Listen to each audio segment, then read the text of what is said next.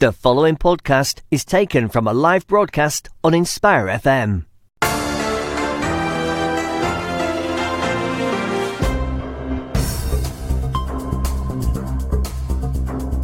Assalamu alaikum wa rahmatullahi wa barakatuh, and welcome to Friday Night Live with me, Hafiz Sha'ban, this Friday evening on the 20th of December 2019 and corresponding to the 22nd of Rabi'u Thani 1441. As usual, we are broadcasting live to Luton on 105.1 FM and nationally across our sister stations in the UK on Sheffield Link FM, Peterborough, Salam, Derby, Nottingham, and many other cities across the UK. Internationally, nationally, you can also tune in to us using the Inspire FM app and of course live Facebook stream. As always, tune in. Most importantly, join today's discussion. It's a horrible day out there, a lot of rain, very, very dark, very cold. But I promise you, today's lineup is going to get a lot of passionate feelings out there on the airwaves, because we're going to be discussing a lot of hot topics. And I want to really hear from you, our listeners, this evening. 01582 481822. 01582 481822. 07779 481822 is the number for your social media messages. I want to see and I want to read out your SMS messages, your WhatsApp messages. I want to hear the feeling of my listeners this evening, because as I said, a number of key topics I'm going to be discussing, and I don't want to just give you my thoughts, I want to hear your thoughts, right? So Jumatul Mubarak to all of you. Happy holidays, because of course the holiday season has officially started today, right? So inshallah, whilst you're relaxing and taking a sigh of taking a fresh breath of a sigh of breath air, and inshallah ta'ala beginning to enjoy the holidays, tune in and get your voices heard. We're going to be covering the fierce protests that have been taking place in India. You must have heard of the anti-Muslim citizenship law, right? That has become a part of the legislation in India, right? We're going to be asking the question: has India become an apartheid state? Right? We've got a number of members of Congress, members of Parliament from India that are going to be joining us. We're also going to be speaking to a local political analyst and commentator and getting their opinions on what's been happening in India. I mean, there's been hundreds of arrests. There's been violent, responses to the protests that have been going on nationally across India, and it has been dubbed the anti-Muslim citizenship law. If you don't know about it, you need to tune in, because we're going to be discussing this very, very shortly. There's also the story that emerged from Pakistan this week. You must have heard of the death sentence that has been passed on Musharraf. That was an interesting decision, wasn't it? Right? So President Musharraf has been sentenced to death, right? So we're going to be discussing what has led to this death sentence on Musharraf, right? Is it a political, motivated decision, or is there more substance to it than actually meets the eye? We're going to be discussing this with General Abdul Qayyum, Pakistan Army, right? So you might not necessarily get an independent view from someone from the military army, but we also got the political analyst that we're going to be speaking to, and we're going to be casting our eyes on a number of things that Musharraf was responsible for, and asking the question: does it amount to, right, treachery? Does it amount to the death penalty that has been handed down to him, meted down to him by the judiciary in Pakistan? And then we've got a number of other stories. We're going to be covering record number of Muslim MPs were elected last week in the general election. We're going to be asking the question: does it actually make a difference? Right? A record number of Muslim MPs in Parliament. Does it make a difference to you? Does it make a difference to the Muslim community? Has it made a difference to the Muslim community? That's the questions for you to answer. We're going to be speaking to Naz Shah, Labour MP for Bradford, and also the Vice Chair of the All-Party Parliamentary Group on British Muslims. And we've got a number of other stories. We're going to be welcoming to the show, inshallah ta'ala, the editor of 5 Pillars, Roshan Muhammad Saleh. He's going to be covering a number of other stories with us. So that's the lineup this evening, inshallah ta'ala. 01582 481822. 07779 481822. Right, as as I said, we're going to be starting with our lead story. Lead story takes me to India, right? Takes me all the way to India. But before I go to my guests that I've got lined up in India, let me give you a quick introduction to what's been happening in India. I mean, there's so much been happening in India recently that, you know, we had India on our agenda last week. We've got India on our agenda this week again. Now, India's been on the agenda for a number of different, you know, policies, decisions, right? And a lot of them have been anti-Muslim by default. And that's why I'm prompting and I'm raising the question, has India become an apartheid state, a state against its 200 million plus Muslims, right? So a law has been passed in parliament last week. It gives non-Muslims, right? Now, and this is what you want to listen to. It gives non-Muslims who come to India from the Muslim majority neighbors, Pakistan, Bangladesh, Afghanistan, it gives the non-Muslims a fast track to Indian citizenship.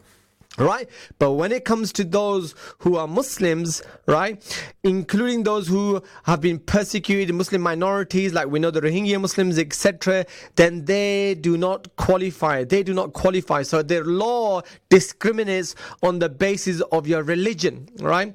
There's been excessive force that has been used by police this week as the outcry and the public outcry has, you know, almost, you know, caught the whole Indian masses. North, south, east and west. The UK-US governments have issued safety warning. The Indian authorities have imposed yet another internet blackout. The United Nations Human Rights Office have called it a fundamentally discriminatory law excluding Muslims. The US Commission on International Religious Freedom has condemned the bill. Amnesty International has condemned the bill. And I could continue and continue and continue. But let me go directly. That's enough to paint the picture of what we're dealing with. I've got from India, Maim Afzal, who is from the Congress Party. I want to welcome you, Maim Afzal. Hopefully I've got your name correct. And really thank you for your patience and joining us at a very late hour in India. But the question I'm going to raise to you, Maim Afzal, under the BJP government, has the Indian government and has India become an effective apartheid state for them against the Muslims, Maim Afzal? I will not say that it's an apartheid state, because India is a secular country run by a constitution, which is 100% secular, which does not permit that is the law. Right. So that is the precise problem, Main Afzal, right? So when you say it is run by a constitution which is secular by default, well, we've got religion now coming right into it and defining who. Coming. Right. Okay, go on. I'm coming. Okay. You see, our constitution does not allow to make any law discriminating any community on the basis of religion, caste, creed, or language. You see, but this law, which has been brought by the BJP government, is basically discriminating between Muslims and other communities. So there is a great resentment among the people, especially among the Muslims. Yes. And that's why you are seeing all over the country, there are demonstrations, there are protests, there are violent protests also. Police is making lathi charge. They are doing a lot of things against these people. Even today, it was in Delhi. I'm sitting in Delhi. Right. There were a lot of demonstrations here also. Yes. And many people were injured in walled city. Yes. Many people were injured in other parts of the country. Yeah. Uttar Pradesh, 6 people died, and some other parts of the country. So yesterday also and today also. Yes.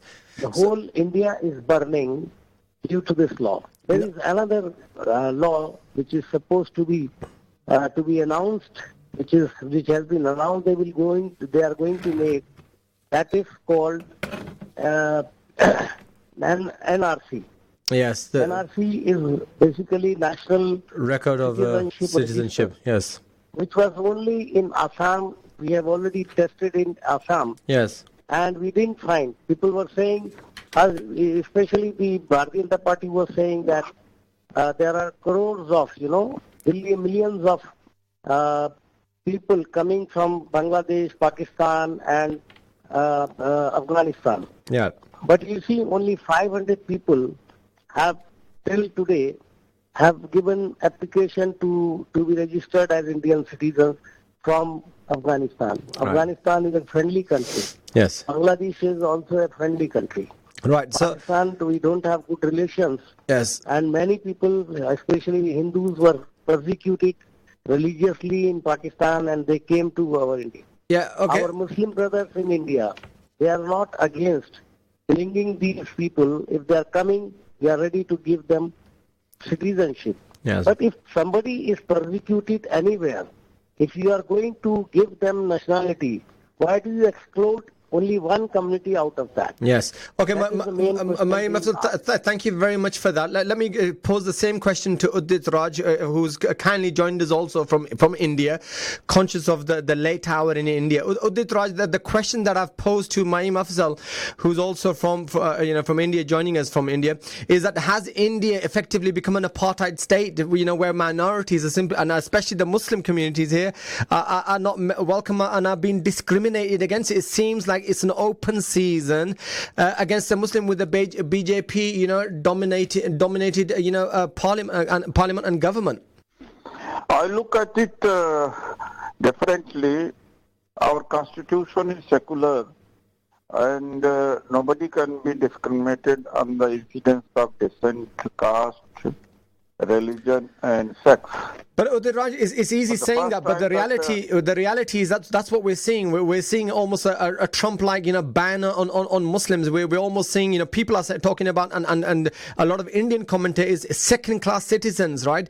Almost a step in the direction of, what? Ethnic cleansing, God forbid, should I say, of Muslims in India.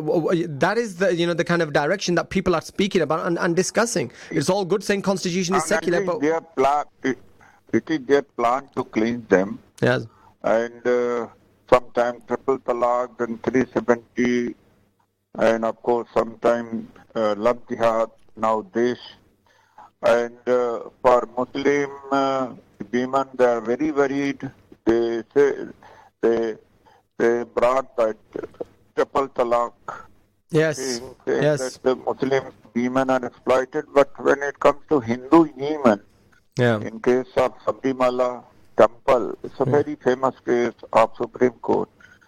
Then when the Supreme Court delivered the judgment that men or women both should enter the temple, then BJP stood on the way saying no, our custom and traditions and faith do not allow women. So what happened that they are more worried about sometimes apparently for Muslim, but of course the whole idea and whole conspiracy is to polarize Hindu and Muslim. Absolutely. So that they dominate. They remain in the power. Most importantly, the Indian constitution is a secular constitution. It is not Pakistan. It is not Bangladesh, Afghanistan. We have fundamental rights. We have fundamental rights to propagate and profess our religion. Right. But in this case, I find that there is called clear-cut discrimination with the Muslims. Not only with the Muslims, but I look at. I'll give you the account. Okay, Udit Raj, I'll come back. Udit Raj, let me come back to you on that, right? So let's just hold those thoughts. I've also got with me Abu Isra, who's a political commentator and an analyst, right? So he's been following, the story in India very closely, and I want to get his thoughts on it and his view, because as I said, a lot of the commentators, analysts, are writing, about, the BJP, Narendra Modi, Amit Shah, who's been referring to Muslim migrants from Bangladesh as termites, right? Open season against the Muslim communities in India. I mean, Abu Isra, firstly, welcome to Friday Night Live. Thank you very much for joining us this evening and giving us your time. You've been following this story and a number of other stories in India over the last couple of weeks. What do you make of this particular story? What's the political driver, apart from the right-wing nationalistic Hindu agenda that, the BJP party and Modi have in terms of, ensuring that the Hinduism, obviously dominates and the Muslims are really almost pushed down to, second-class citizens within India, where 200 million plus? Yeah, thanks for having me on, Hafiz. I think what I would like to say is that these two gentlemen from India, they've mentioned the secular constitution, but what I would like to say is that this constitution works in a democracy. And democracy, as we understand, in its essence, is the rule of the majority as such. And also, it's also described as a tyranny of majority. Now, regardless of what the constitution says, the Indian Parliament, Lok Sabha and the Rajya Sabha both have passed the CAB, the Citizen Amendment Bill, and it's no longer a bill, it's an act now. So effectively, constitution has been, in one sense, it has been changed or amended. So this has become a law now. So we need to understand how democracy works. So it's not enough saying that it's a secular country and the minorities have some rights. I mean, those rights in front of us have been taken away, and Muslims across India and other parts of the world, including Bangladesh and Pakistan and other regions, they are on the streets marching against this tyranny of majority that we have seen. This is an extreme right-wing government, RSS ideology government, which is very clear in terms of what they're doing with the Muslims. And this has not just happened with this CAB bill and NRC. We have seen this, there is a trend going on from triple talaq issue, from 370 and 35A abrogation in the constitution. Then we have seen the NRC in Assam, recently Babri Masjid verdict in Supreme Court. And even now, by the way, these two gentlemen are claiming that this is a secular state. When people have taken this case into the Supreme Court to get a stay against this CAA or this particular act, what did Supreme Court do? They did not put a stay on it. They say they've given a date of 22nd of January. Now it's going into next year for them even to start hearing this case. So this all demonstrates that the issue is not secularism. Okay. The issue is democracy and tyranny of I object. I object it that our constitution is not secular, because for some period, ever since the BJP has come, otherwise we have the history of 72 years of independence. So that way you cannot challenge the constitution. Sometimes right thing has come. That does not mean that our constitution is bad, and that does not mean that we don't have democracy. Okay, so let me just go to Maim Afzal here, right? I hear the point that we're making with regards to the constitution, but the reality of your democracy is that the majority vote make any particular law into any particular motion into law, and that's precisely what's happened here. It may contravene the principle of the constitution, but what we're seeing is outright discrimination against the Muslim class on the basis of religion, right? So my question to you, Maim Afzal, right? Back in 2013 or even 2012, in an article, you dubbed, right, the BJP as a symbol of terrorism, and this was on the back end of the Gujarat riots. I mean, what is the future for the 200 million Muslims in India? Right? Because I have a lot of Indian Muslim friends, and quite frankly, they are very fearful of what the future holds for them, in India. Right, and just telling people that this violates the constitution of India, the constitution of India is secular, and therefore this is against it. It just doesn't give any confidence to those Muslims who are at the moment feeling so vulnerable. And as Udit Raj himself said, triple talaq. We've had the Babri Masjid, we've had the Article 370, we've had Mr. Modi, rewriting history, right, excluding Muslim rulers, changing names and places from Hindu names to Muslim names to try to eradicate all Islamic history from India. This doesn't cite well for Muslims, 200 million Muslims, strong Muslims in India. What's your message to those people, Maim Afzal? Just what my colleague Mr. Udit Raj was saying, he was 100% right. Our constitution is definitely secular. Okay. But on the basis of majority in the parliament, this government is trying to take away the spirit of constitution in regard to secularism. They are making laws, they are trying to make laws against the spirit of the constitution. And that's why the people have challenged in the court, Supreme Court. Supreme Court has a right to give the definition of the Constitution. Yes. They cannot challenge. I hear that point. I hear that point. But the reality at the moment is, on the ground, is a majority. No, you know, one thing more I would like to say. Okay. One thing I would like to say, that please don't care that Indian Muslims are very much disappointed. Definitely, it doesn't mean that we are hopeless. Right. We have born here. We are going to live here. Nobody can throw us out. And I tell you, this is not a very small number of people. Yeah. You yourself said 200 million Muslims. Yes. Can anybody throw them out of India? Can they thrown out to the sea? No. It's not possible. That's a good point. Basically, yes. This is what they are saying. Right. That by polarizing, yes, they are trying to collect the vote of one community. No, I hear that, but hatred against. Agreed. I agree with that, but let me take you forward and let me get the thoughts from Udit Raj on this, right? So you got the Hindu Vata, right? Predominant radical Hindu nationalism swaying through India at the moment. You got a majority there. On the one hand, we're talking about a secular constitution, but on the other hand, you got a right-wing Hindu nationalism sweeping through India. They've got the majority. A contradiction in its own right. It's not a secular state. It seems like it's a Hindu nationalistic state, right? Now, the point is, I get that what you're saying about the 200 million Muslims. They're there to stay. Their history is there. You know, Islamic history, Muslim history is there. But this is paving the way for a huge destabilization of India, you know, a threat to the minorities, and it's not paving a way for cohesion and future proving, you know, the future of the Muslims in India. That's my point, Udit Raj.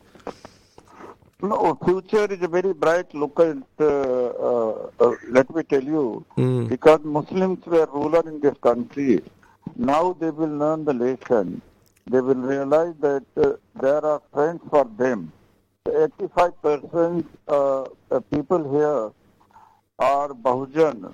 They are majority, and you will be surprised to know that the Dalits, they suffer more in the hands of so-called upper caste here. So the very terminology when the Muslim brethren refer here, or they call it Hindustan. We Dalits don't call it Hindustan. This is India in English, and Hindi it is Bharat. So majority of Dalits who are educated, if you call them Hindu, they will not like. They will give you back. So what happens is that this Bahujan unity has to be worked it out, but only few people on the top of the Brahmins, Banyan, Khatri, they are the people who have been ruling in this country even during the period of Mughals, even British. Right.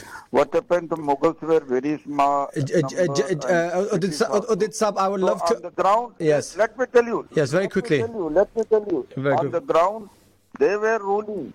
Now what happened? Now OBC, SC, ST, Muslims, they all are part of smaller or bigger size, part of administration and governance. Okay. So what happened that they were...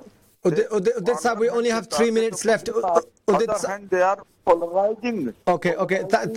Backwards and Dalits on the side. Okay, Udit Sab. Not allow it. Okay. Not allow it. Fine. I hear your point, Udit Sab, but we've only got 3 minutes remaining. Very quickly, I'm conscious it's very late for you in India. And Maim Sab, Abu Isra, I'll come back to you after the commercial break. We're going to go into a commercial break in 3 minutes' time. My question to you is, no signs of backing down, right, from Modi and his government. What is next with regards to this legislation? I mean, he's been according to a lot of commentators, he's been taken by surprise, the amount of backlash that he's receiving from the Indian masses. What do you think is the next step with regards to this particular legislation? Is it to wait until January when the Supreme Court reviews this legislation and this law? We don't have much faith in the Supreme Court because this has been compromised institution now under them. But of course, hope to the northwest. In the days to come, there are many ways, many laws and many legislation. They are eventually rolled back, will be rolled back sooner or later. Right. So what happened? This is a temporary phase. And in the Supreme Court also, that the caste forces, even on the floor of the Parliament, I said that the Supreme Court is of supreme caste. So they are the caste people. Nowhere in the world, judges right. select judges, but in this country, judges are unfortunately, we're going to go into the Parliament does not have role. That institution is on their side. Right. So we don't have much of faith. Okay. In the days to come, of course, it'll be out. Right. Unfortunately, we're going to go into a commercial break in 30 seconds. So it's a shame because I was trying to squeeze in Maim Afzal and get his finishing comment, but I'm not going to be able to do that in 30 seconds. So I don't know if you're able to hold for a couple of minutes, Maim Afzal, or whether you need to actually drop off, right? But I would like to get a concluding statement from you before we finish this topic. Are you able to hold at all, Maim Afzal Saab? I tell you that the Indian people are. Right. Unfortunately, we're going to go into a commercial break now. So Abu Isra, they have come on the road. Abu Isra and Maim Afzal and Udit Raj, if you can please hold on. We're going to go into commercial break. We'll be back in a couple of minutes, and we'll try to rejoin. Until then, Assalamu alaikum. Assalamu alaikum, this is Atif Nawaz. Listen to Inspire FM shows in your time by heading over to inspirefm.org or listen on Apple Podcasts or Spotify.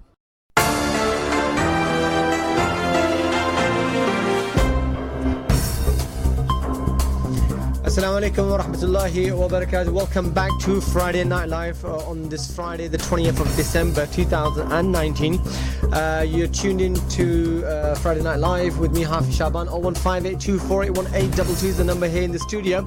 I did promise you a very heated discussion this evening, and I think in the first half an hour we just gave you precisely that. But I want to hear your views as my listeners. 01582481822.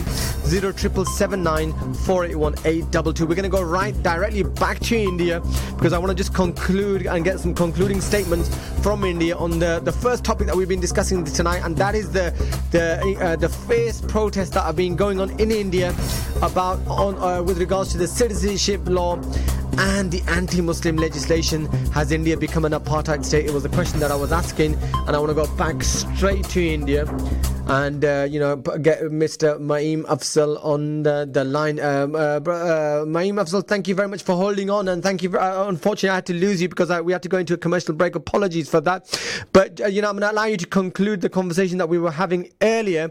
Where do you see the next steps, Maim Afzal, and how do you see? I heard your very strong comments with regards to the Muslims, the 200 million Muslims there. They're there to stay, right? No one can get rid of them. But it seems like it's a very, volatile future under the BJP, under the current existing policies that we're seeing, influenced by his very close associates like Benjamin Netanyahu and Trump, who have been on an anti-Muslim vitriol for a very, very long time. Maim Afzal, how do you see the future of the Muslims in India, and what are the next steps as you see them against such, draconian legislation against the Muslim community of India? I tell you, our future, Indian Muslim future, is very much bright in India. Okay. All our brothers, Hindu brothers, are not communal at all. Okay. Very few number of people are there, just by taking the advantage of some issues, religious issues. Right. This party has come to the power. But they are totally failed on each and every issue. The economy is totally down in India. You must be knowing. There is a big unemployment. Yes. The real issues being not raised, and they are not aligned. Unfortunately, majority of our Indian media is also with this government by money power or by hook or by crook. But I will tell you, the agitation will continue. Yes. And the agitation is not being led by Muslims. But Maim Afzal, the agitation will continue. The agitation will continue. So what is the next step? Maim Afzal Sahab, Udit Raj earlier was saying that the Supreme Court, right? If I heard him correctly, he was saying almost the Supreme Court is compromised. So what is the future? What is the future for the Muslims then?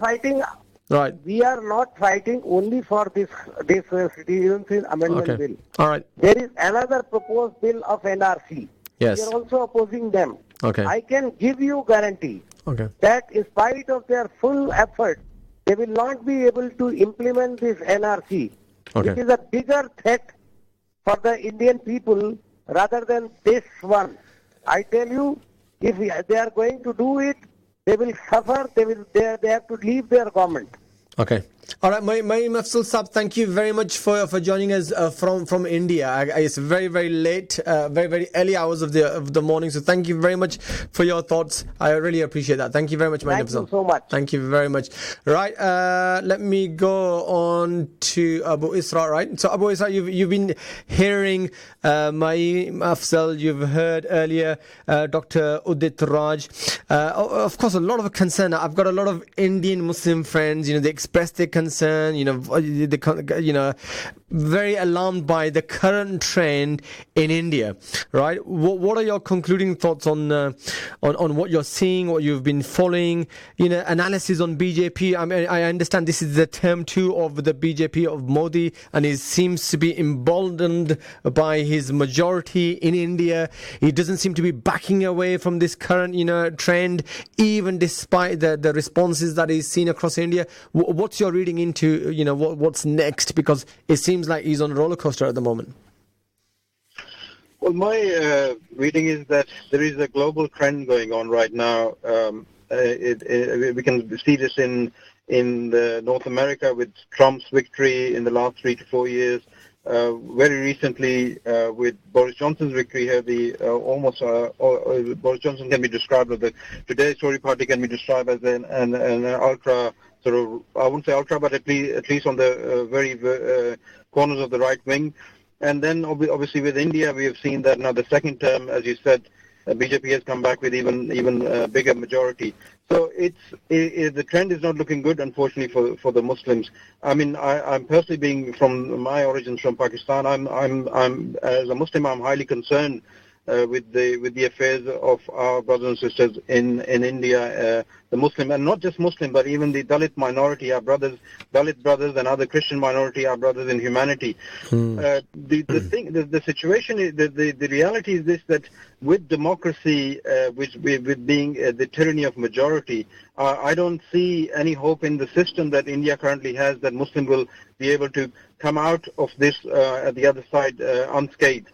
Unfortunately, that is what the reality is. I would not agree with Mr. Udit's comment that the Muslim rule before British arrived in India was the rule of Hindus. No, actually, it was a Muslim rule, and under this rule, all the minorities and other all the citizens of the state actually had opportunities under Muslim rule. I mean, they were not treated discriminatory based on their religion, race, caste, language, region.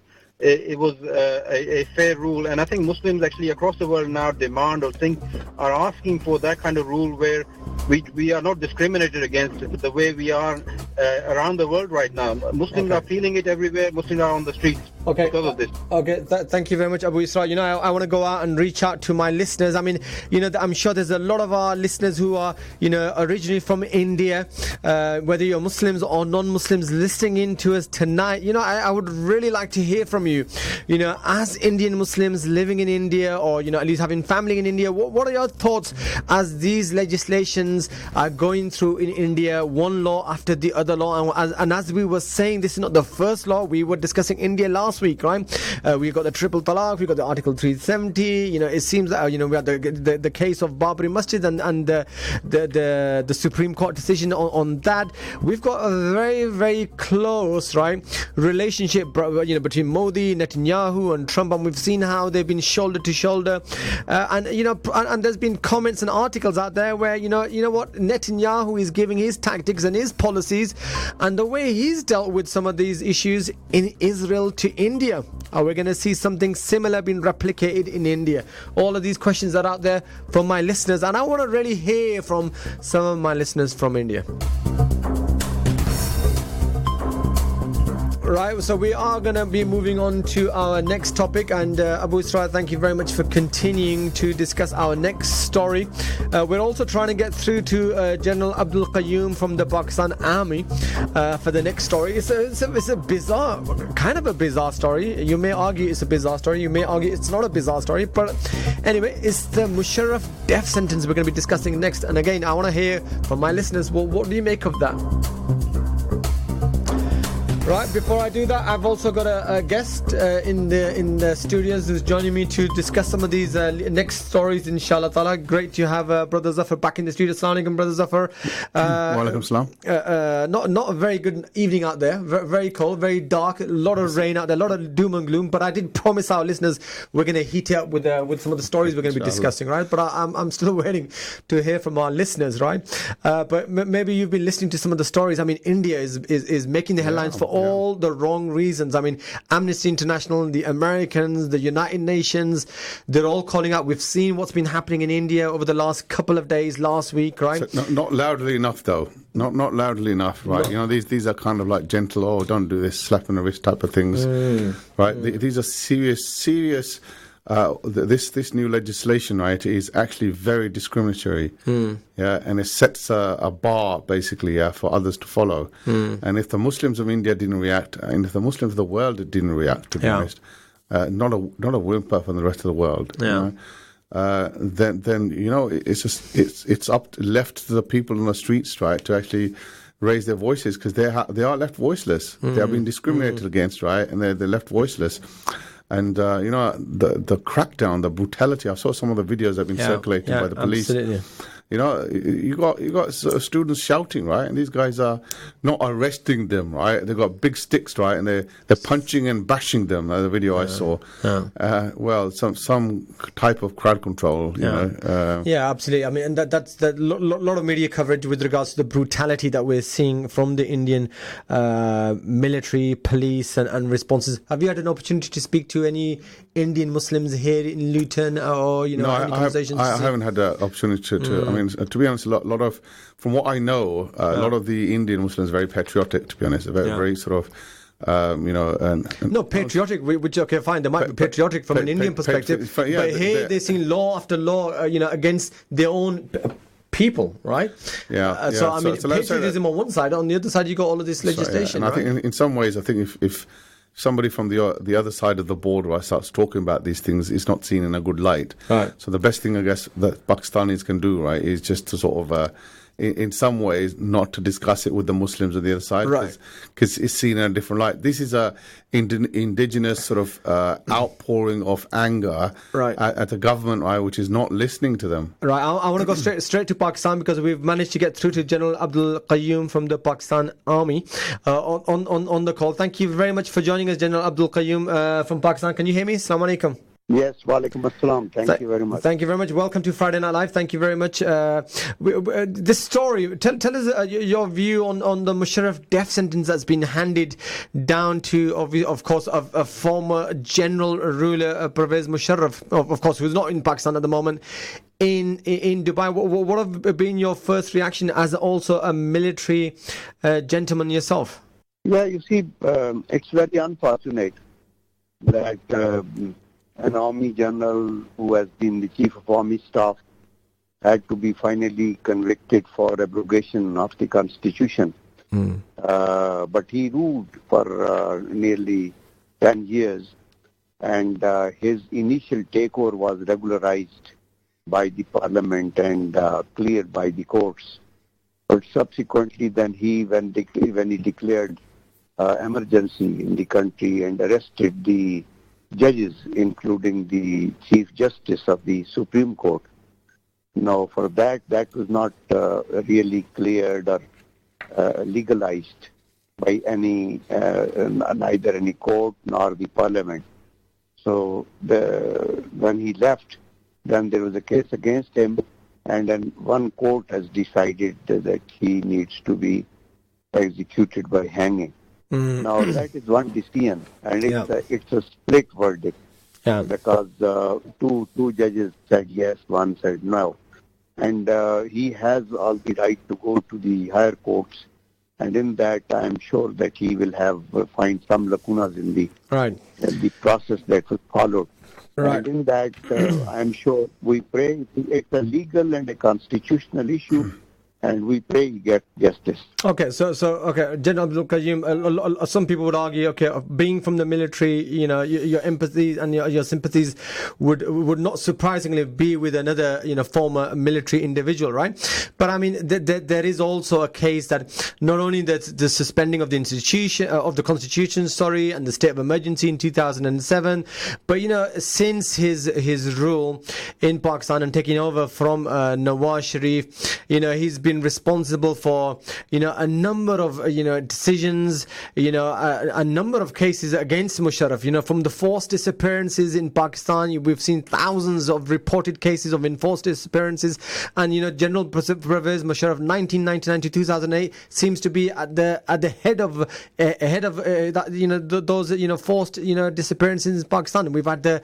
infamous case of Afia Siddiqui again under Musharraf. We've had almost 800 prisoners who were sent to Guantanamo Bay under Musharraf, and the list continues in terms of his complicity using airspace and the soil, Pakistani soil, for the Afghanistan case, etc., etc. So there's been a number of different cases that are all pointing towards Musharraf, and a lot of people are saying that there's more than one reason for Musharraf to be tried. Yes, you see, being an ex-army officer, I'm not really biased to give my opinion. I'm just giving as an independent Pakistani.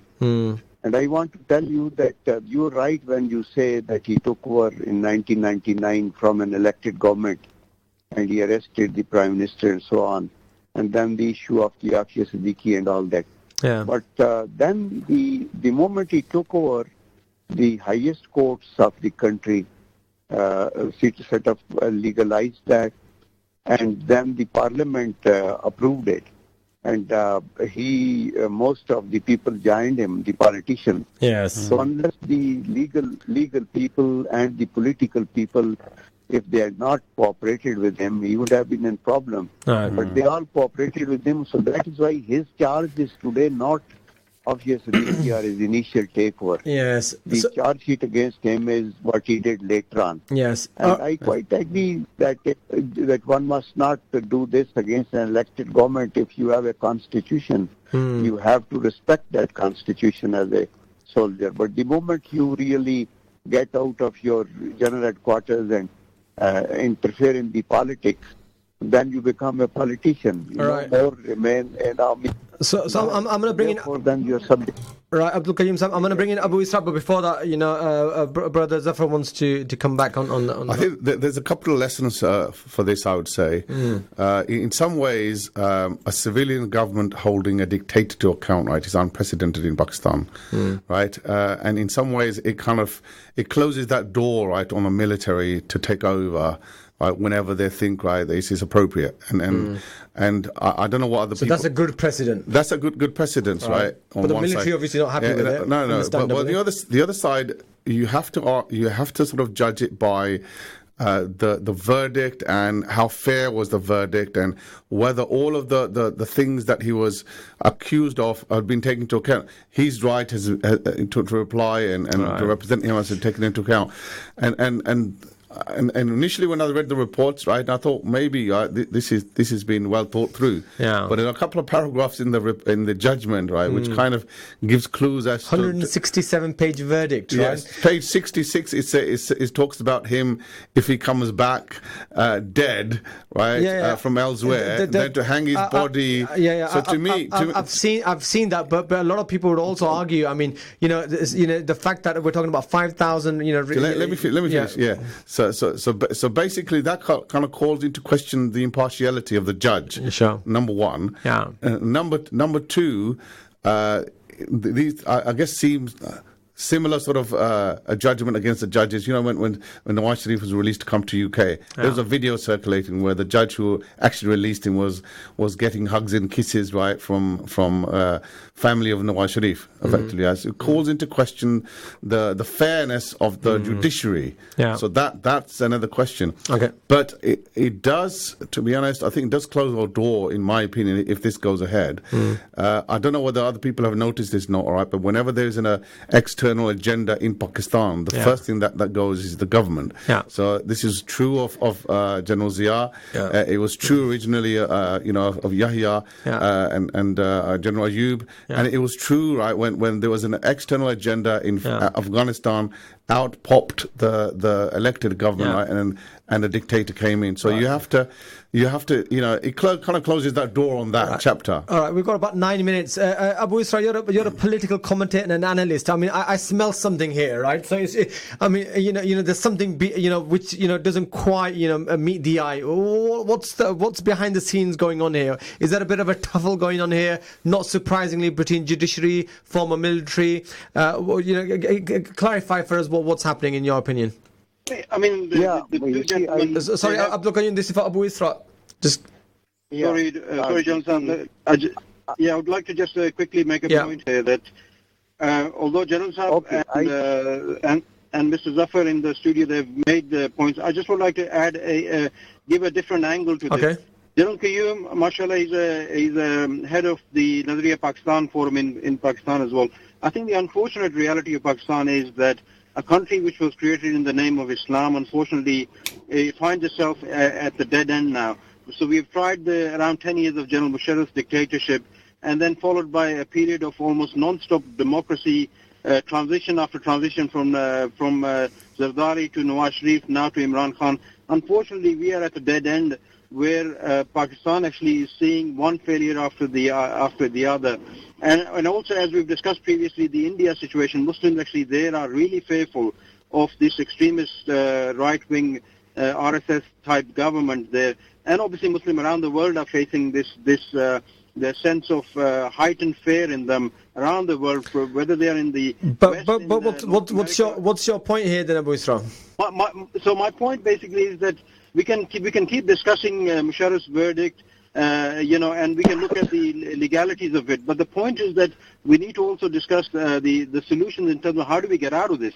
Like I said, General Qayyum has given his side in terms of what Musharraf's verdict was, and Zafar Saab in the studio has mentioned. What I want to make is a slightly different point, that as Pakistan was created in the name of Islam, I think we need Islam back in this country as at the state level, so that we can address these issues on a permanent basis. And but in terms of your analysis on what's happening at the moment and this judgment, I mean, surely is the question right? Is it politically motivated, or is this an unbiased a judgment against Musharraf for his violations against the constitution? Abu Isra? I think what has happened here in this particular case is that the special court which was formed, taking the chief justice of the provincial high courts, it's just that a couple of the judges had a very independent kind of thinking, and a verdict has gone against the establishment. This has never actually. This is quite unprecedented. I mean, it hasn't happened in the history of Pakistan, to be honest, at this level. So I reckon that this is not an institutional matter. It's just a few individuals who had very independent thinking, and they came up with this decision. All right. So Abdul Qayyum Saab, Khan's government, of not surprisingly, is supported by the military. They tried to get the verdict delayed. Right, court has finally issued its initial judgment now, on the 17th, and now we've got this detailed report on the December the 19th, which was yesterday. Right, military action is not surprising. What do you think are the implications of this judgment now going forward? Okay, I generally agree with what Zafar said and my other friend was saying, that the spirit is that we created this country in the name of our religion, and we wanted to have a separate homeland, and we wanted to practice our own beliefs and values and an independent country. But unfortunately, because of the interventions by the military over a period of time, we could not have the continuity because that affected. And now this verdict has come. This is unprecedented. But at the same time, it is true that the country needs a democratic system, and country needs that there should be rule of law and the public participation. And maybe first government was of PPP, then was Nawaz Sharif, and now is Imran Khan.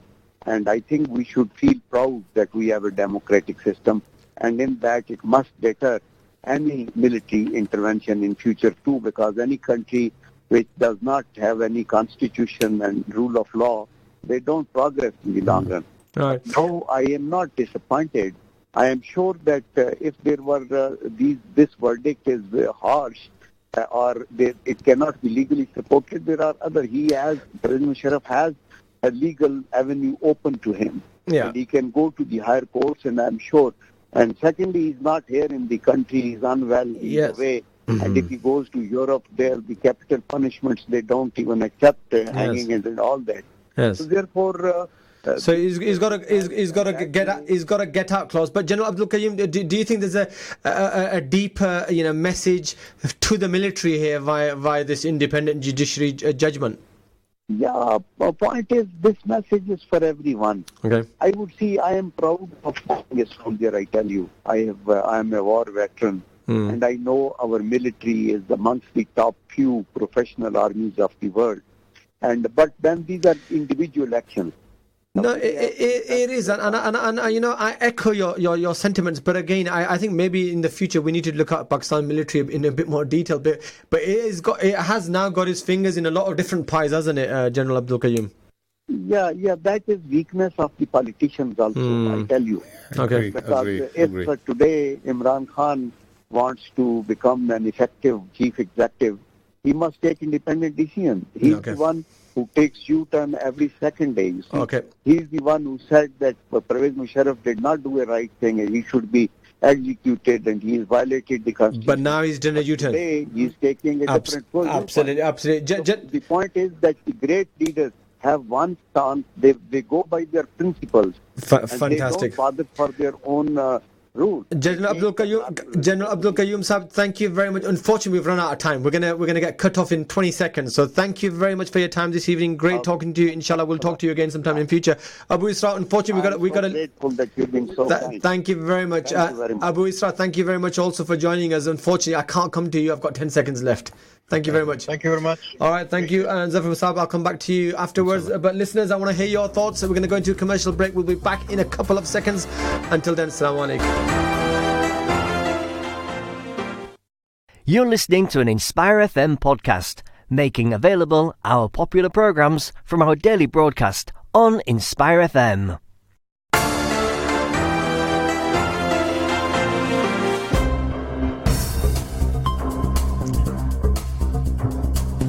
Assalamu alaikum wa rahmatullahi wa barakatuh. Welcome back to Friday Night Live with me, Hafiz Sha'ban, and also Brother Zafar here in the studios of Luton Inspire FM 105.1 FM. 01582481822 is the number here in the studio. 07779 is the number for your social media messages, for your SMS and your WhatsApp messages. I was hoping to get a number of messages from our listeners, but none until now. We are covering we did cover a number of key stories in the first hour, and namely the anti-Muslim citizenship law of India. We were discussing has India become an apartheid state with a number of member of parliament from India.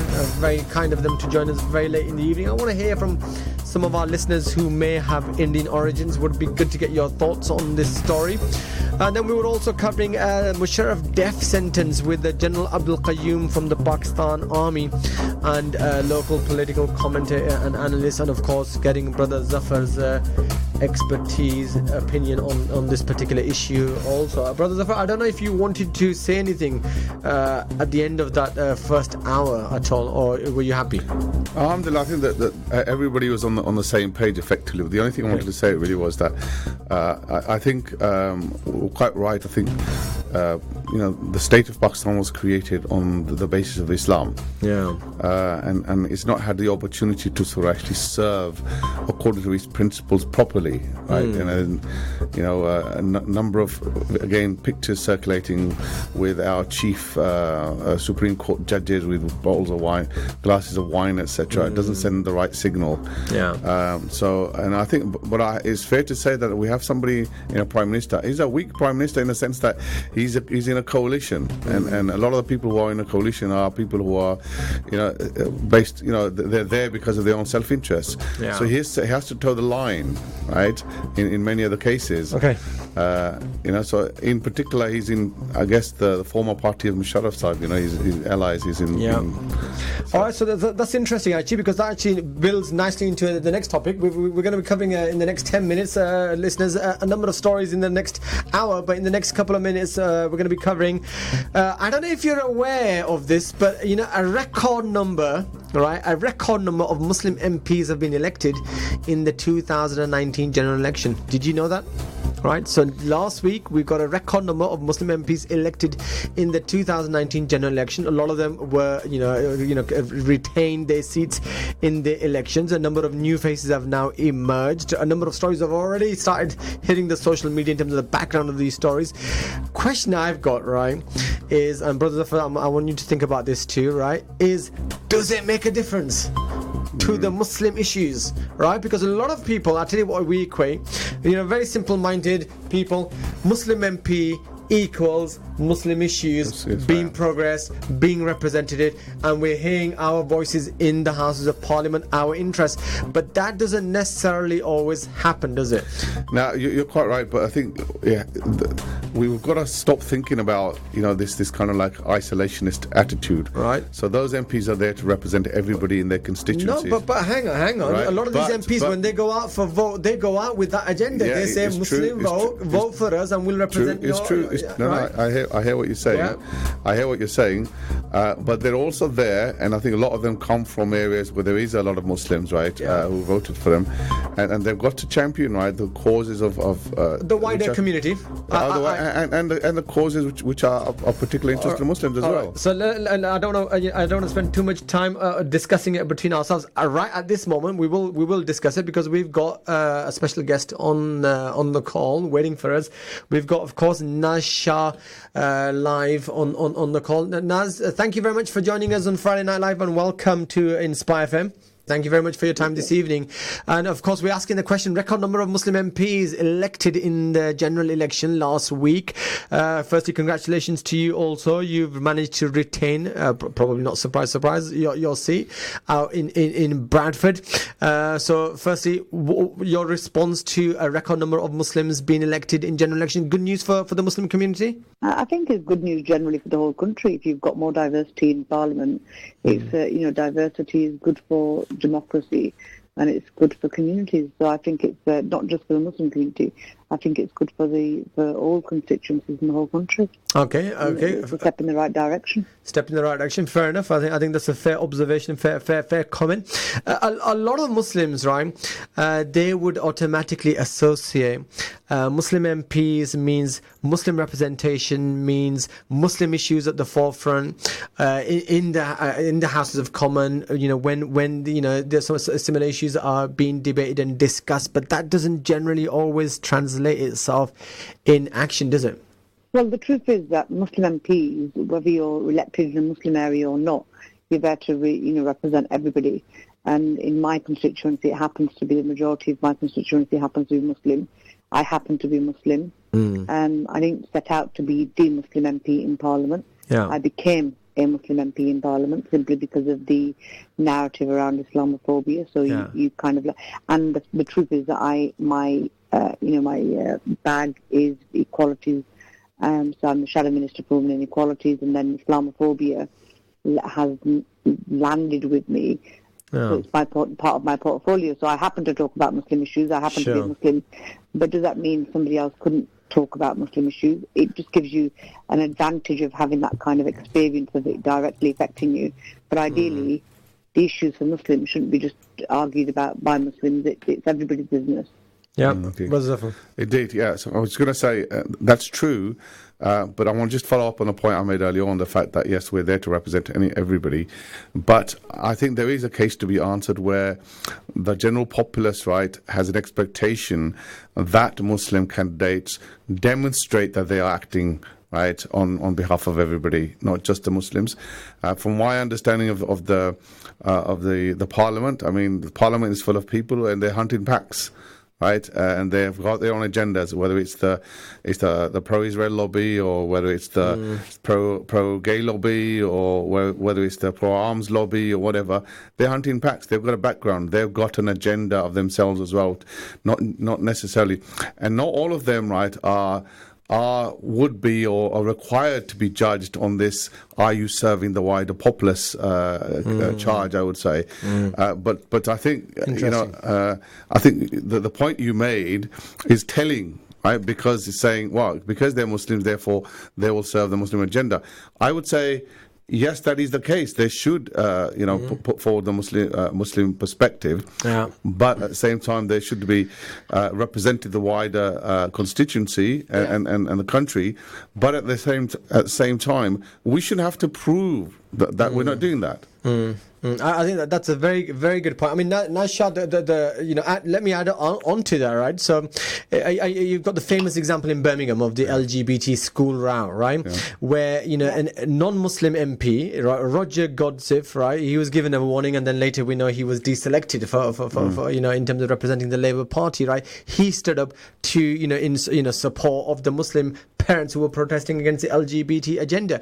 A lot of the other Muslim MPs, even Khalid Mahmood, for example, locally voted for LGBT legislation earlier on. So that is the point where why can't these Muslim MPs, a lot of these Muslim MPs, when they're going out to their community, they are calling upon that card, but when it comes to representing an Islamic issue, we find them voting against, and that's why I'm saying the track record doesn't speak well for Muslim MPs, Naz. Well, no, I would argue, actually, whilst they're in the RSE issue, in the RSE debate, every single Muslim who was in Parliament voted for. So that does not mean to say they're not representing Muslim issues. I would argue that's not the case. And in this instance, when we're talking about the RSE legislation, that had gone out to consultation because I myself spoke in that debate. And the issue here was simply, and I think Sheikh said it really, really clearly on BBC Radio, the issue for Muslims, the whole idea of homophobia and the issue of sexuality. Muslims, there's this narrative that Muslims are homophobic, and we're not. We're not homophobic. We are a community which is very much wants equal rights in terms of human rights. You can't expect human rights for yourselves and not given to, and that's an Islamic value, is giving people human rights. Right. Now, the idea of religion and politics is two different things. We're not scholars. We're not elected to be, the spokespersons on a religious theological basis, because I couldn't argue any theology. What I can argue is for the parents. Yeah. The parents in my constituency, some of them have got grave concerns about the RSE issue. Others haven't. Others are looking at through the lens of human rights equality from a human rights perspective. Just because somebody happens to have a different type of sexuality, does that mean they don't have a right to human rights like any of us do? And that's a conversation. That's a wider conversation. Right. Where the legislation has been wrong, and I've argued this, is that when there is a difference of opinion, and Muslim parents do not feel that their rights as minority communities of their faith is not being protected, then where do we go from there? And then the government has not thought this through, and I invited the minister to come up to my constituency. Indeed, Sha'ban and I both spoke on that issue. So to say we're not representing Muslim communities, that I would say would be unfair. Okay, I mean, where we can. Fair enough. I hear you, Naz. I mean, LGBT RSE is one example, right? We've got other anti-draconian legislation. We've got Prevent and the likes, right? We've got Kashmir as an issue. A lot of the constituency and the Muslim vote. They would point to a number of other examples where we're not necessarily seeing those. So it's a wider issue. It's not just an issue of one particular case where we're not necessarily seeing that consistency. Foreign affairs foreign affairs is a lot of issues where, we don't see that necessarily coming through some of those Muslim MPs. But anyway, it's a point that we're discussing. Let's move on to the other wider issues. I mean, you're also the vice chair of the all-party, parliamentary group on British Muslims, right? So tell us more about that, and what is the role of that? I mean, so let's say we've got these 19 Muslim MPs in Parliament. There's a lot of other, brothers of, were saying a lot of other interest groups, right, within Parliament. All of these MPs, they represent a number of different interests, whether it's commercial interests, industry interests, NGOs, or other political, persuasions or religious persuasions, right? So what is the role of the 19 Muslim MPs? Is there some kind of a concerted effort to support particular concerns or areas of interest or areas of faith, for example? Just take us into the wider insight. So the all-party parliamentary group for British Muslims is not just so I play a very, very active role in that all-party parliamentary group. And last November, we launched the definition of Islamophobia. So if you may remember that the government was refusing to said it didn't even need a definition of Islamophobia despite the increase in hate crime, etc. So the definition of Islamophobia, we went out to consultation across the country. Over 750 organisations signed up to it. The Labour Party signed up to it. All the political parties, bar the Conservative Party, signed up to the definition, which is Islamophobia is a type of racism. It's rooted in racism. It attacks it expresses or targets the expression of Muslimness or perceived Muslimness. Yeah. And by that we mean we've had a Sikh guy who was murdered in America because somebody thought he was Muslim. We have men who wear beards who have been attacked because people think they're Muslims. So Islamophobia isn't just about attacking Muslims who Muslims, because we've yet to meet any bigot who actually asks the question, are you Muslim? Now tell us more about the working. What is day to day and practically what is it able to achieve? I mean, let's look at Prevent, for example. We've seen Prevent, right, as a policy nationwide. It's not a constituency, but nationwide resentment, nationwide. We've seen people being outspoken against it. What would the role of the all parliamentary British Muslim to be on such issues, for example? Parliamentary group. So the all party parliamentary group has not just it's done the all party parliamentary group has done the work on the definition, which has been groundbreaking and massive and phenomenal in politics.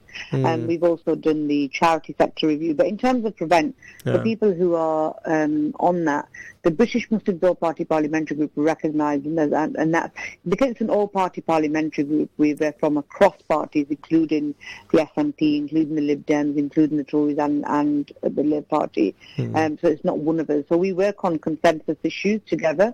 Now the Prevent stuff, what's happened now today is that Lord Carlisle has been removed because Rights Watch UK did the legal challenge. And I've tweeted out about that, and I raised concerns about the issue of Lord Carlisle being so-called independent. But then the Tory government has a knack and has history of recruiting people who are not independent. For example, the Extremism Commissioner, Sarah Khan, I've taken her to task on the Home Affairs Select Committee. So it's not just about the all-party parliamentary group, it's about individuals as well. So on the Home Affairs Select Committee, I questioned Sarah Khan and her independence, and it's there on record for people to see, because I don't feel she's independent. And I don't understand what she's doing there, to be fair.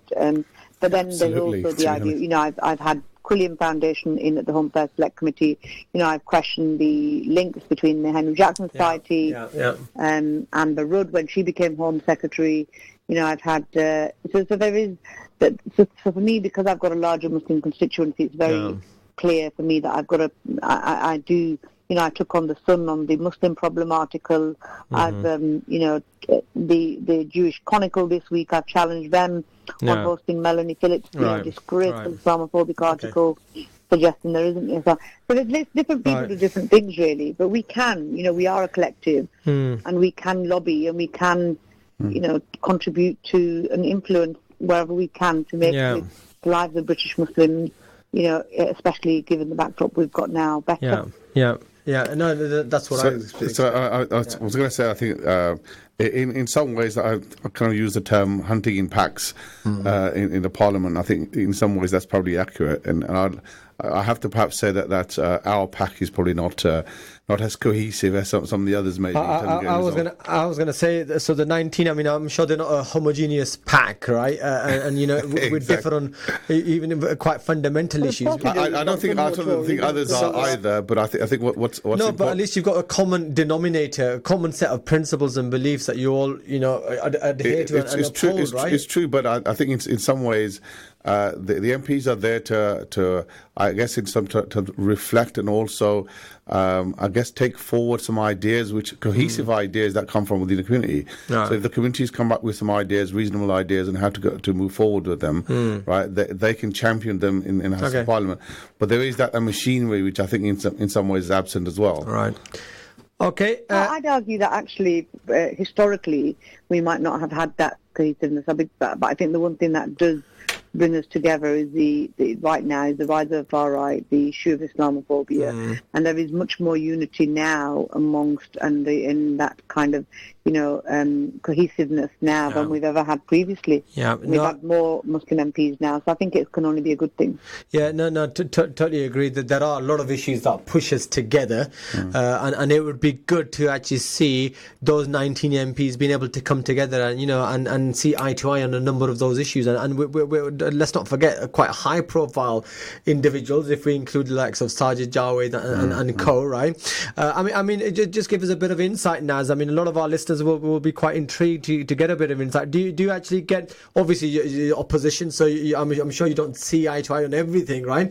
But do you get much time to spend with the likes of Sajid Javed and some of the other high profile Muslim MPs in Parliament, not in Parliament, in government, and get to raise some of these issues with them at all? Well, when Christchurch happened, Sajid and I had conversations that morning. Don't forget, it was British time. It was very early morning. It was Fajr time when I learnt of what had happened. Yeah. So we had a conversation, and I put out a statement that I'd spoken to the Home Secretary at the time. And there are things that I will certainly reach out and raise with Sajid, especially given that they've now have a majority, and the issue is will you take him? Will you take him to task, right, on the commitment he got from, I guess, his leader now in the debates, the leadership debates that took place in the Conservative Party? On television, he asked whether he was going to have a review of Islamophobia within the party. You're going to challenge him on that? Well, this is it. Well, this is something that we will continue to do, and it's right that we do. But will you take Sajid Javed to task to that? Because he's the one who used that opportunity to sort of, I guess, appeal to the Muslim sections of the Conservative Party. Well, I'm not convinced that Sajid or Boris are committed to, because they've appointed somebody to lead this this looking into this prejudice inquiry, which has left, which is really, there's some serious questions about the person that they've appointed, and that's all over the media at the minute. So there's, so are they committed? Are they trying to do a whitewash? I would argue that they're not committed. If they were committed, they'd be, but I'd like to see them making those, making the case and making sure that we do have an inquiry. Look, Sajid Javed sat there and said, there's no Islamophobia in the Tory party because my name is Sajid Javed and I'm the secretary. Exactly. In some ways he's doing a disservice. In some ways he's doing a bit of a disservice, isn't he, right? Because, there's evidence all around him, but he's saying, no, I'm here, so therefore... Well, there must be denial. But look, the fact is that the APPG definition has moved the conversation along, right, which had it not been for that all-party parliamentary group, I don't think the conversation would have been where it is now. And there's been some tragedies that have also moved the conversation along, whether that was Finsbury Park, whether that was Rotherham, Macramely, or whether it was Birmingham, or whether it was Christchurch. The conversations have moved on. And they're right to move on, and I think we need to carry on pushing them to be moving in the right direction, and to be able to hold this government to account. During my election, the kind of Islamophobia that I experienced from the Lyndon Kemkaran, who was the Tory candidate in Bradford East, a retweeting of, and I've made an official complaint about that.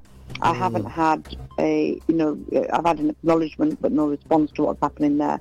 Right. And I did bump into James Cleverly only a couple of days ago and said, what are you doing? I'll come back to you.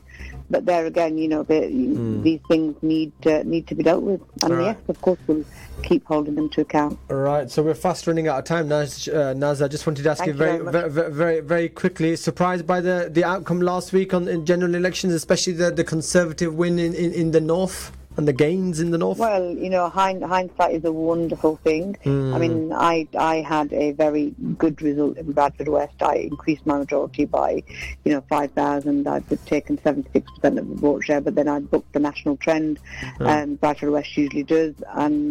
But it's devastating, that we've got on the Conservative. Are you sad that Jeremy Corbyn is going to depart?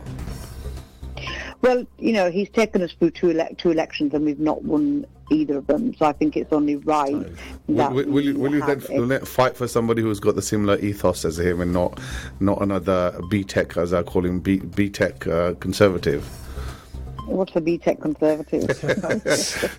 Somebody who's pretending to be Labour, but actually deep down is a conservative. Wow.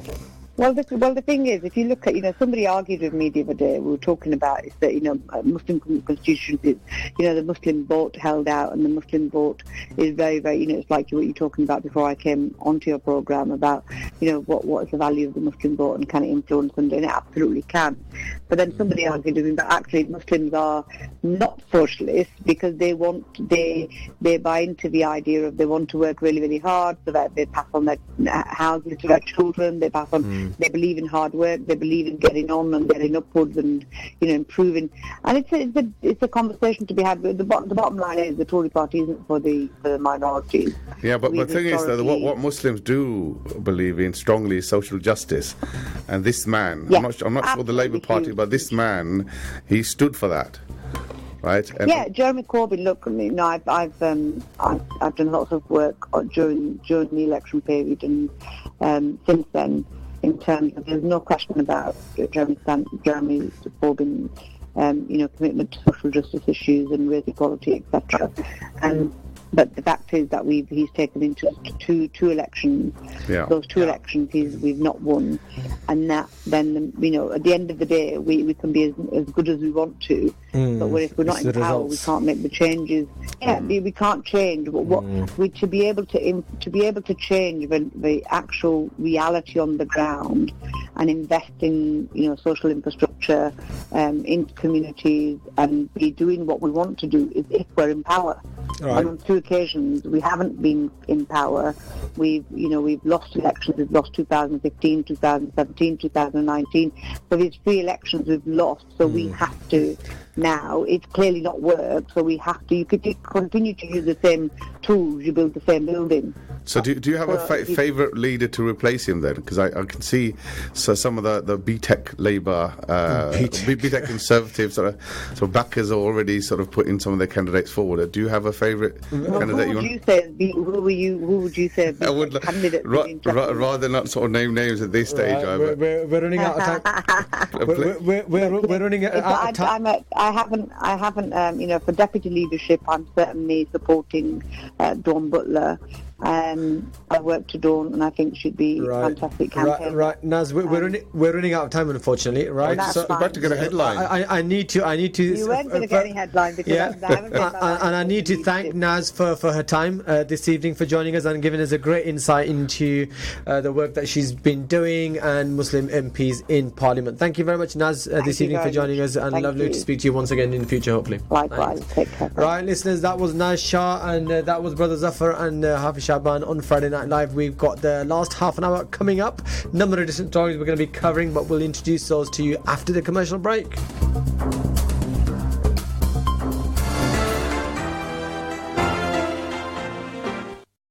Assalamu alaikum, this is Atif Nawaz and you're listening to an Inspire FM podcast.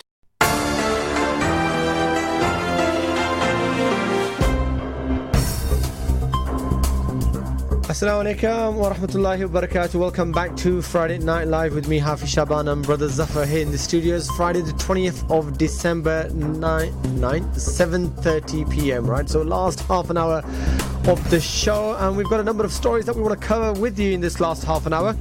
But before that, just reaching out to our listeners again, 01582481822. We want to listen to you. We want to hear from you. We want to know what you're thinking, what your thoughts. 07779481822. We do give you an option of SMS and WhatsApp, right? So you don't have to dial in. You don't have to speak to us direct if you don't want to. But do send in some of your thoughts and some of your feelings and some of your, comments on the show, on some of the stories that we're covering, and any of the opinions that you want to share with us. We've been discussing with Naz. We've been discussing with members of the Congress in India. We've been discussing with the military from Pakistan. So, Brother Zafar, we've been going quite international today, this evening, mashallah. So this is Inspire FM.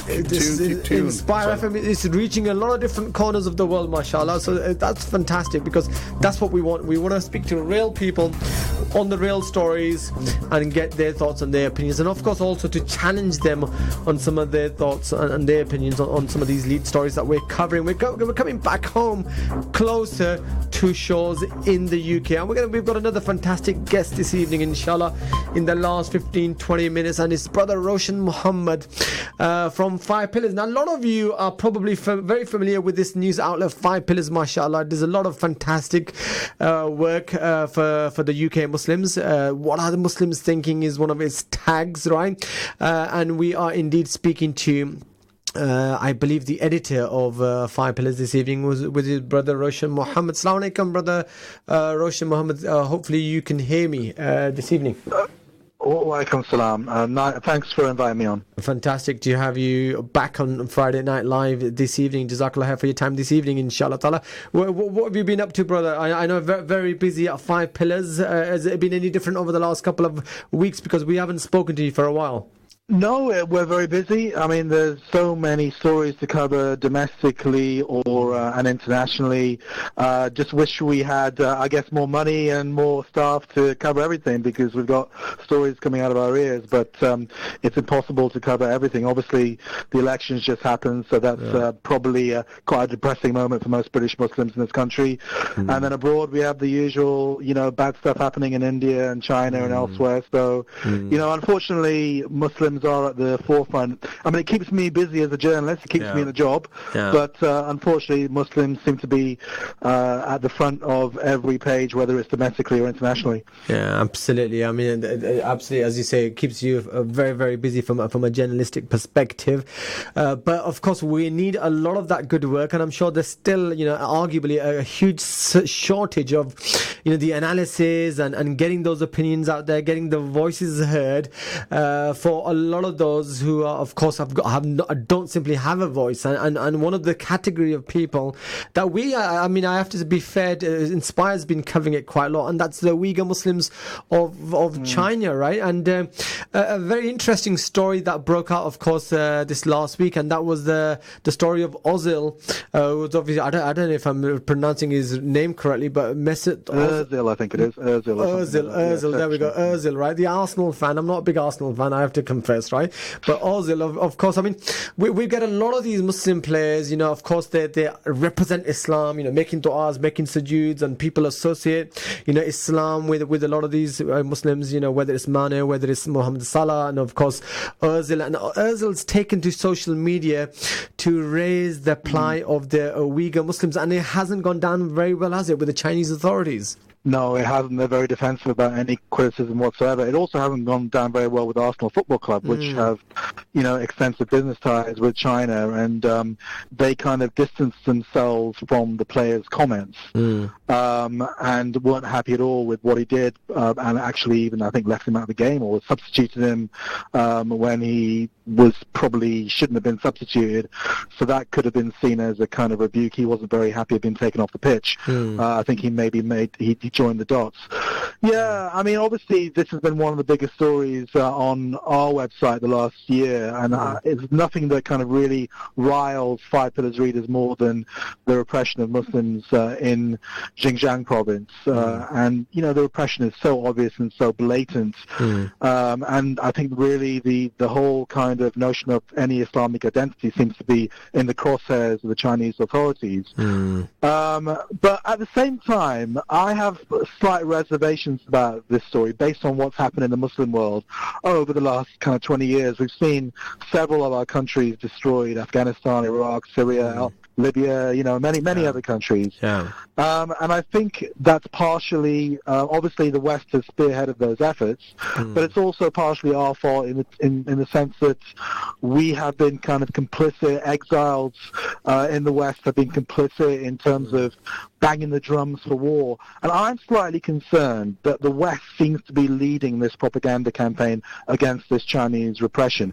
We know it's happening. We know it's egregious. We know it's horrible. But why is the Western media and the politicians really banging the drums of kind of anti-China sentiment? And I think it's pure geopolitics. Absolutely. And I'm just concerned that we could be caught in the middle and something very bad could happen there, which is ultimately against the interests of the Uyghurs. And the against the interests of the Chinese Muslims. I mean, Muslims in China. I was just going to quote to you CNN U.S. Secretary of State. Would you believe it?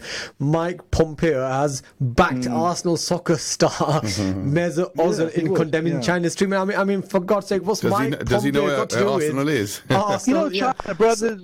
China is the second most powerful country in the world, and it's a country that is politically, economically, militarily. It can't be bullied by anybody, not even America. And, obviously America sees it as a threat, and they've just kind of latched onto this issue. They don't care about Muslims. Correct. We know they don't care about Muslims. We've seen what's happened in Iraq, Afghanistan, elsewhere, these last couple of decades in the war on terror. They don't care about Muslims. So why are they latching onto this issue? And I think as Muslims, we have to be sure that we don't allow ourselves to be exploited. Taken for a ride. Something needs to be done in Xinjiang, no doubt. But let's not make it a worse situation than it is now. Right, Brother Zafar. But having said that, I think, a lot of the information, from some, I guess, independent sources are telling us that the situation is not good, and the Chinese their story isn't believable either. Right, so what they're putting out is, it's vocational training and everything's hunky-dory, and we're going to fast track all these people to become professionals, etc. That's not true either, and so what are we meant to believe? No, but Roshan's point is valid, which is the tyranny of the Chinese is well known, well established.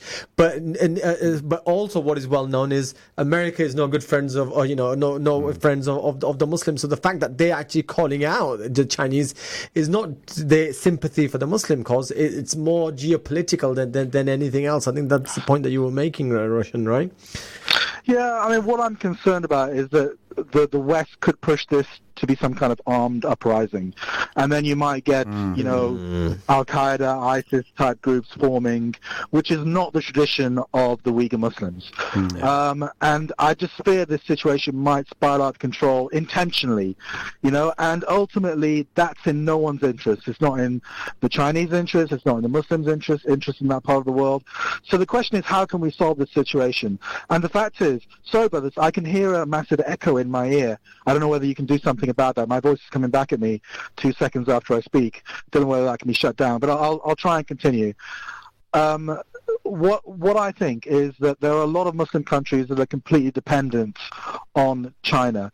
For example, Pakistan, Iran are two countries that have been completely condemned by world Muslim opinion for not speaking up on behalf of the Uyghurs. And that's because they're dependent on China to a certain extent. So Imran Khan, for example, has chosen to put the economic interests of Pakistan ahead of the human rights of the Uyghurs. And so has President Rouhani of Iran. And we can we could name other Muslim countries as well. Yeah. But at the same time, these countries do have some influence over China as well, and they should be pressured into be putting some kind of, pressure on China at least. They can't just get away scot-free with saying nothing. Even if it's behind the scenes, they must do something.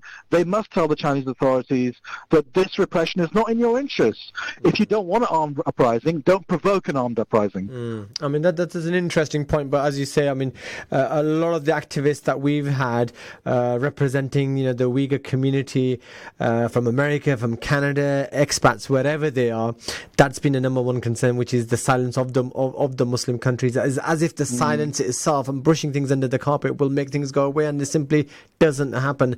And you're right, actually, to channel some of those conversations in an intelligent way is probably the right way of actually looking at it, as opposed to just silence, which means not damaging any potential interest that we may have. What else has been making headlines for you, Roshan, over the last couple of days, weeks? I mean, there was a story that you were covering on your site with regards to a Christchurch-like terror plot in Luton.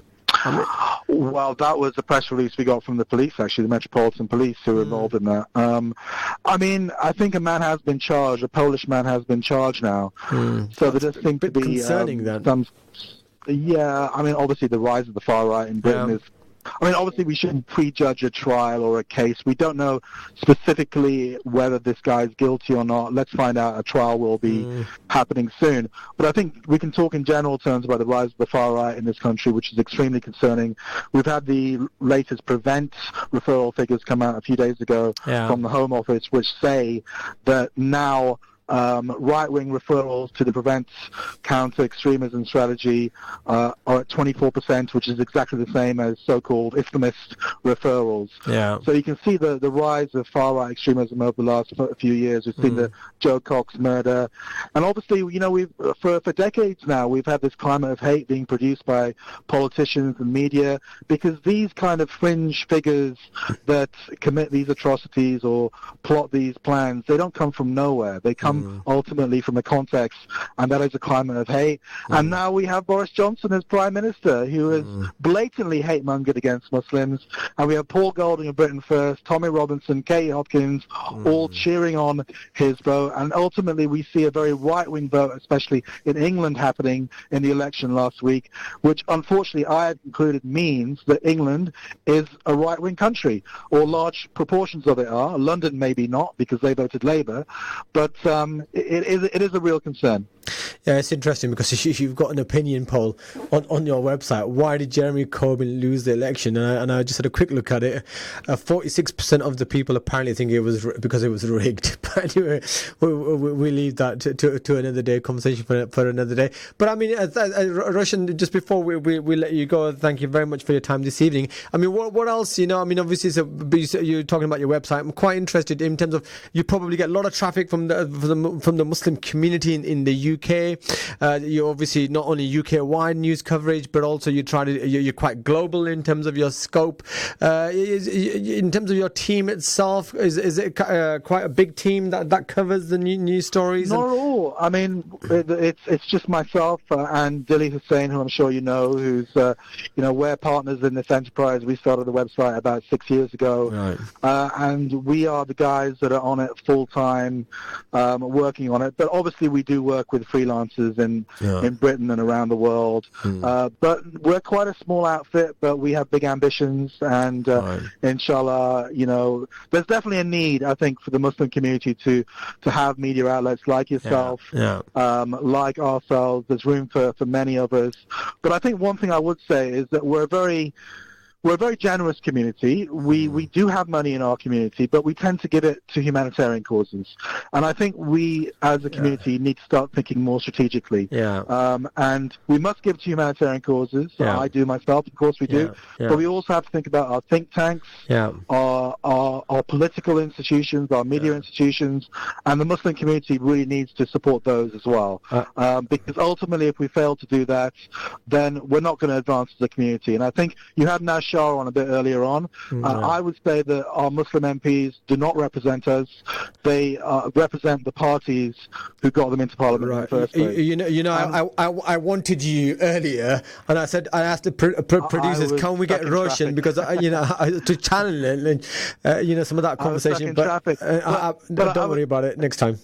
Yeah. All I would say is that we need, first and foremost, yes, we do need to engage with the political system. I believe that, But ultimately, first and foremost, we have to build our own independent, self-funding, self-sufficient institutions, and we have to, and then we're in the driving seats.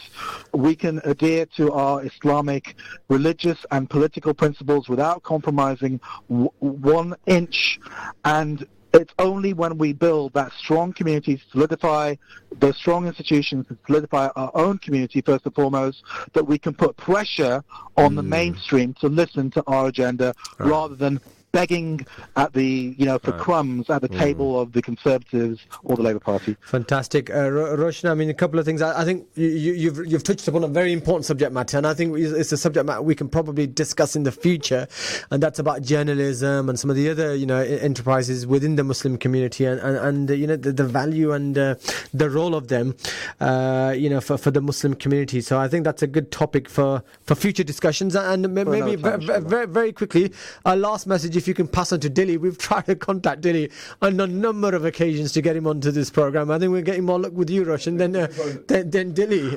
I think Zafar wants to say something. Yeah, I just wanted to sort of just pick up on the news story in Luton. Yeah. Although I guess I think we're not meant to say a lot about it. Yeah. And the fact that if this person is tried.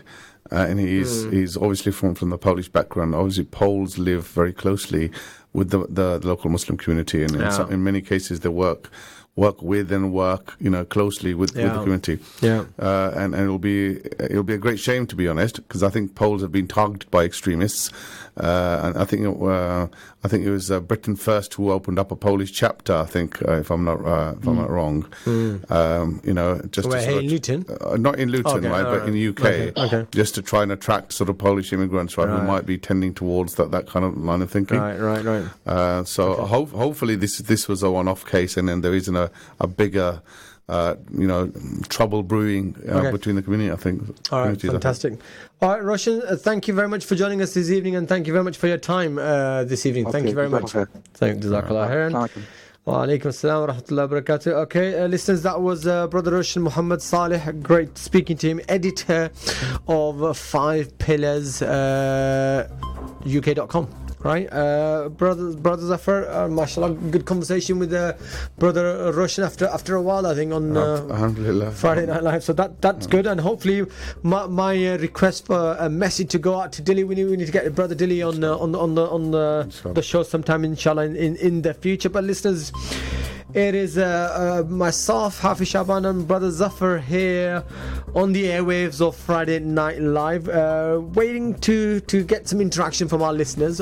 01582 481822, 07779481822. Last 10 minutes, Brother Zafar, on the airwaves, and I think we've got one final story that we're going to be covering. Yes, indeed. I think so. It's been touched on before. So Lord Carlisle has been removed from the independent review of the Prevent legislation, and that's been brought up basically as a result. This is what's been claimed in the Independent, at least anyway. Right. And Yasmin who's going to be joining us, can confirm that. Right. As a result of the legal challenge by so this is a legal challenge on the Prevent legislation itself. No, it's not. It's on the individual, Lord Carlisle, being independent enough to review the legislation. I think that's so he's been removed from that post effectively. And if we get hold of Yasmin, she can confirm that if that's right. the case. So we are in the process of reaching out to Yasmin Ahmed, who is the director of Rights Watch UK. So she'll be giving us the background information when we get through to her. I'm going to quickly look at this story because I haven't had time to look at this story. Anything else that's caught your attention this week? Yeah, so any of the stories that we've covered already, Brother Zafar? No, alhamdulillah, we will cover a fair selection of those today. But I think this is an interesting story, right? Because Lord Carlisle has been around for quite a while and he's been reviewing the prevent strategy and the legislation, etc., etc. And I think he's always been very supportive of governments, whether they've been Labour or not. And I think he's a Labour peer or Lib Dem peer. He's definitely not Conservative. Right. So part of the reason may well have been that because he doesn't represent the current ruling party, he's been removed. But then again, he was a reviewer under Cameron as well. So whether it's through the legal, as a result of the legal challenge or other technicalities, etc., we'll find out shortly. So we're trying to get through to her, but unsuccessfully at the moment. Yeah. But I do have the story here in front of me. It was being stood down by the government as an independent review, as you said, in a letter to Rights Watch UK, which launched the legal action, right, against the Home Office earlier this year. Government's legal advisors have said that they had full confidence in his work, but confirmed his role had been concluded, right? Terms of reference, okay, fine, that's fine. Carlisle, a former Liberal Democrat MP, as you're saying, was the independent reviewer of terrorism legislation, right, from 2001 until 2011. Right, welcoming the decision. We can't get through to Yasmin, but we've got a quote from Yasmin Ahmed, Executive Director of Rights Watch UK.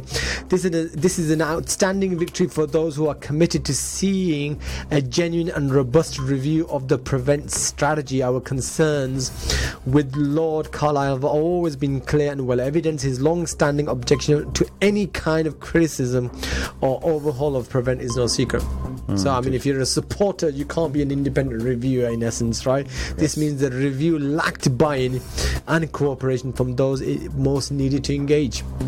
In some ways, if it is true, if it's as a result of the legal challenge, then I think it's another first, I would say, where a successful challenge has been brought. Yeah. Actually, no, there was a challenge to prevent legislation by somebody else as well, wasn't it? I'm not sure that was successful in the High Court or not. Right. But this is actually a significant result, at least anyway. All right. It is important that the Home Secretary now takes the time to ensure mistakes which led to Lord Carlisle's appointment are not repeated. All right, that's interesting. But I mean, I wonder what impact that's going to have anyway in terms of the legislation itself. All right, I think it's toxic as it's well known. Let me read the quote from MCB to you.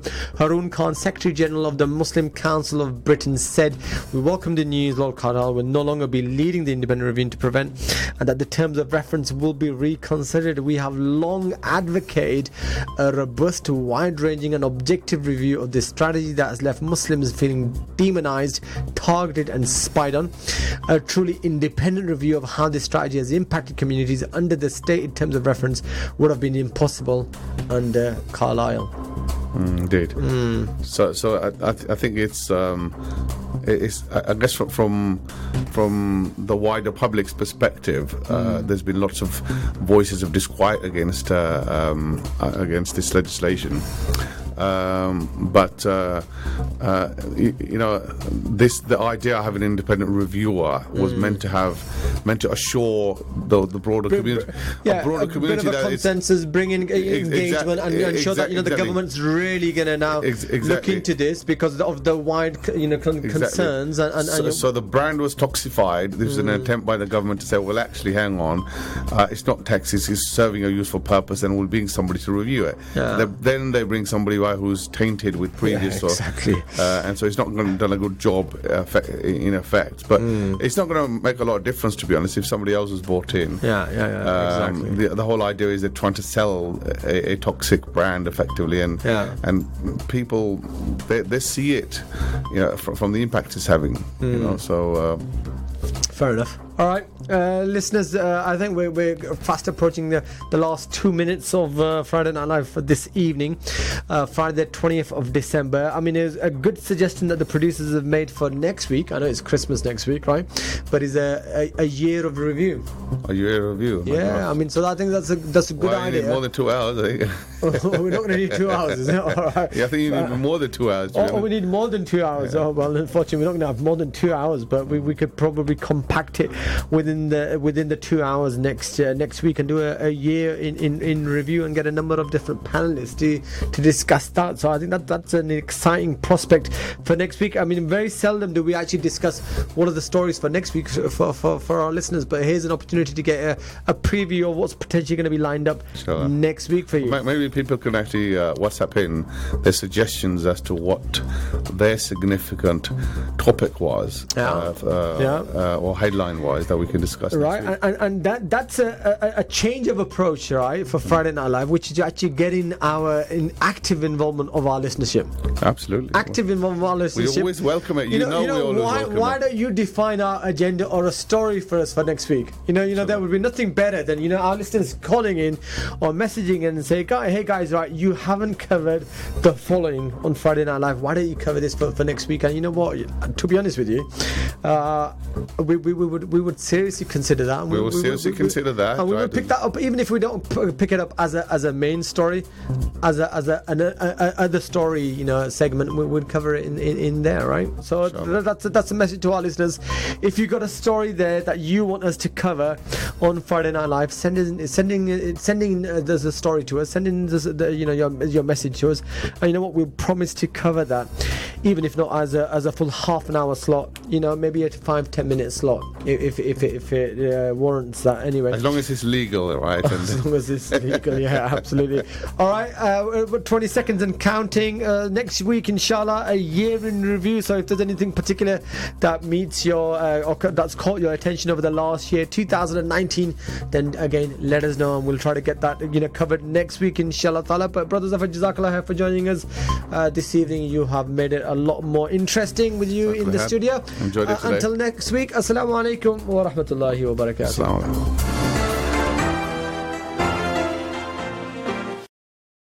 Thank you for listening to our podcast. Why not tune in to our live stream at inspirefm.org and follow and subscribe to our social media platforms at Inspire FM Luton.